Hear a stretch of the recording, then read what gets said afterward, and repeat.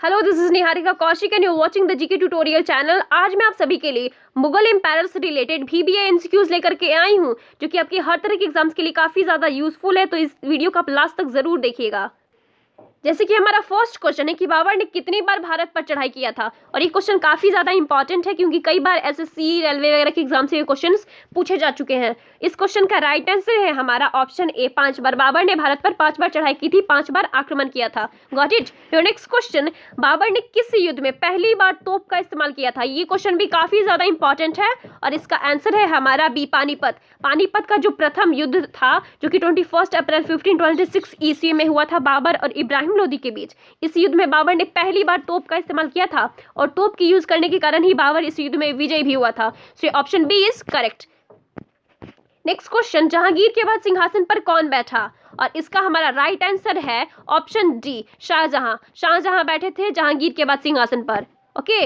Next question, इनमें से किसे न्याय की जंजीर के लिए याद किया जाता है? और इसका हमारा राइट आंसर है ऑप्शन बी, जहांगीर। जहांगीर को याद किया जाता है न्याय की जंजीर के लिए। Got it. Your next question, किस शासक की मृत्यु सीढ़ियों से गिरने के कारण हुई थी? ये काफी इंटरेस्टिंग क्वेश्चन है और इसका हमारा राइट आंसर है ऑप्शन ए, हुमायूं, जिनकी मृत्यु हुई थी 1 जनवरी 1556 ईस्वी को। दीनपनाह में एक पुस्तकालय था और इसी पुस्तकालय की सीढ़ियों से गिरने के कारण इनकी मृत्यु हुई थी। So your option A is correct, Humayun.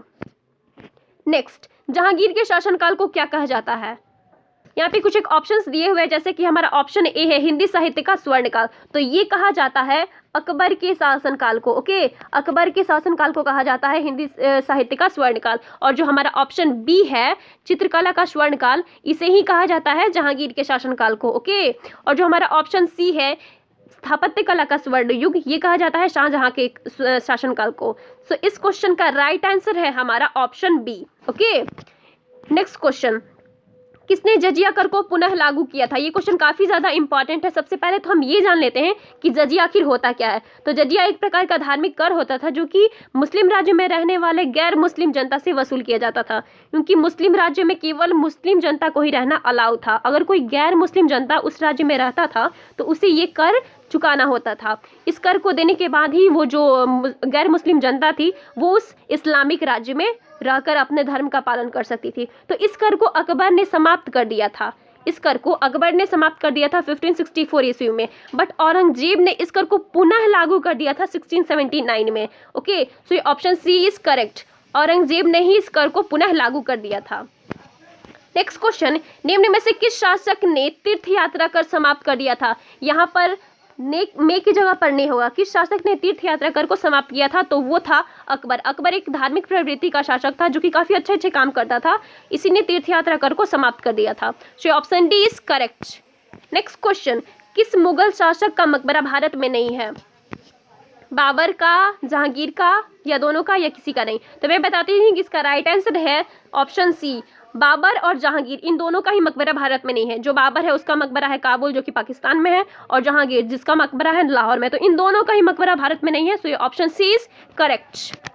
Next question, Babur ने किस वंश के शासक को परास्त कर भारत में मुगल साम्राज्य की नींव डाली? ये क्वेश्चन काफी इंपॉर्टेंट है और इसका आंसर है हमारा लोदी वंश, जो कि इब्राहिम लोदी था। इसी को परास्त करने के बाद बाबर ने भारत में मुगल साम्राज्य की नींव डाली थी। जो हमारा फर्स्ट बैटल ऑफ पानीपत हुआ था इब्राहिम लोदी और बाबर के बीच, जिसमें इब्राहिम लोदी की हार हो गई थी, इब्राहिम लोदी मारा गया था और उसके मारे जाने के कारण ही भारत में मुगल साम्राज्य की नींव पड़ी। Okay.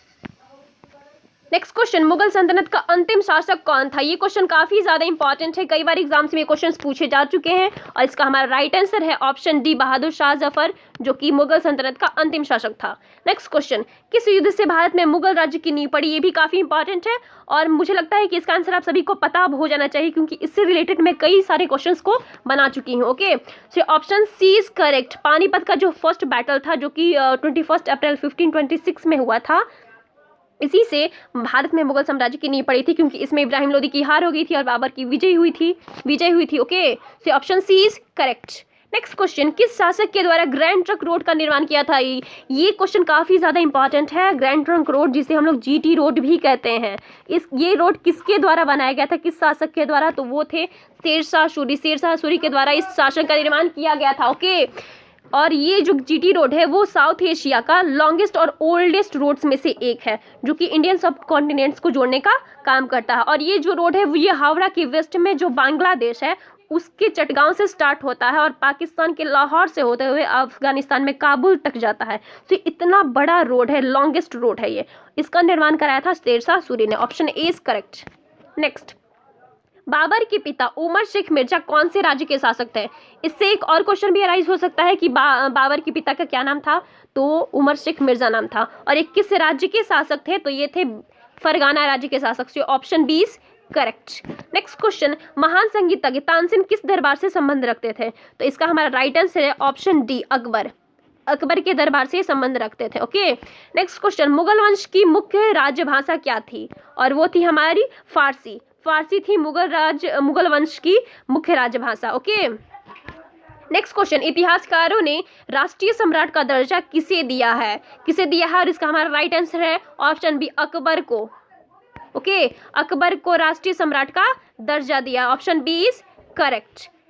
Next question, Shershah Suri का मकबरा कहाँ पर स्थित है? ये क्वेश्चन काफी ज्यादा इंपॉर्टेंट है और इसका हमारा राइट आंसर है ऑप्शन सी सासाराम। सासाराम में है शेरशाह सूरी का मकबरा। ओके। योर नेक्स्ट क्वेश्चन, किस मुगल बादशाह को जिंदा पीर कहा जाता है? ये भी काफी ज्यादा इंपॉर्टेंट क्वेश्चन है। ओके। और इसका हमारा राइट आंसर है औरंगजेब। औरंगजेब को जिंदा पीर कहा जाता है। VVI है, VVI क्वेश्चन है ये, याद रखिएगा हमेशा इसे।